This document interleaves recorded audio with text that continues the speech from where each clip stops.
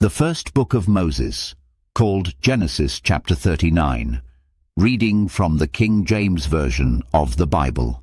And Joseph was brought down to Egypt, and Potiphar, an officer of Pharaoh, captain of the guard, an Egyptian, bought him of the hands of the Ishmeelites, which had brought him down thither. And the Lord was with Joseph, and he was a prosperous man, and he was in the house of his master, the Egyptian. And his master saw that the Lord was with him, and that the Lord made all that he did to prosper in his hand. And Joseph found grace in his sight, and he served him, and he made him overseer over his house, and all that he had he put into his hand.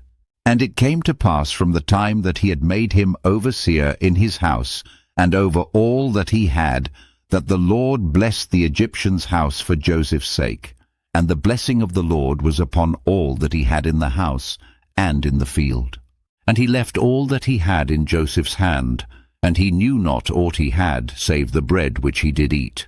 And Joseph was a goodly person, and well favoured. And it came to pass after these things, that his master's wife cast her eyes upon Joseph, and she said, Lie with me. But he refused, and said unto his master's wife, Behold, my master wotteth not what is with me in the house, and he hath committed all that he hath to my hand. There is none greater in this house than I, neither hath he kept back anything from me but thee, because thou art his wife. How then can I do this great wickedness and sin against God? And it came to pass, as she spake to Joseph day by day, that he hearkened not unto her, to lie by her, or to be with her. And it came to pass about this time, that Joseph went into the house to do his business, and there was none of the men of the house there within. And she caught him by his garment, saying, Lie with me. And he left his garment in her hand, and fled, and got him out. And it came to pass, when she saw that he had left his garment in her hand, and was fled forth, that she called unto the men of her house, and spake unto them, saying, See, he hath brought in an Hebrew unto us to mock us. He came in unto me to lie with me, and I cried with a loud voice. And it came to pass, when he heard that I lifted up my voice and cried, that he left his garment with me, and fled, and got him out. And she laid up his garment by her, until his lord came home.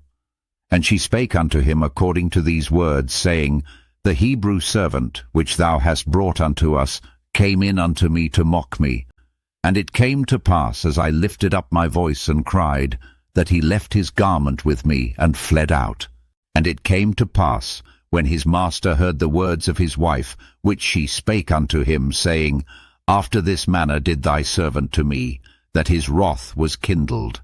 And Joseph's master took him, and put him into the prison, a place where the king's prisoners were bound, and he was there in the prison. But the Lord was with Joseph, and showed him mercy, and gave him favor in the sight of the keeper of the prison.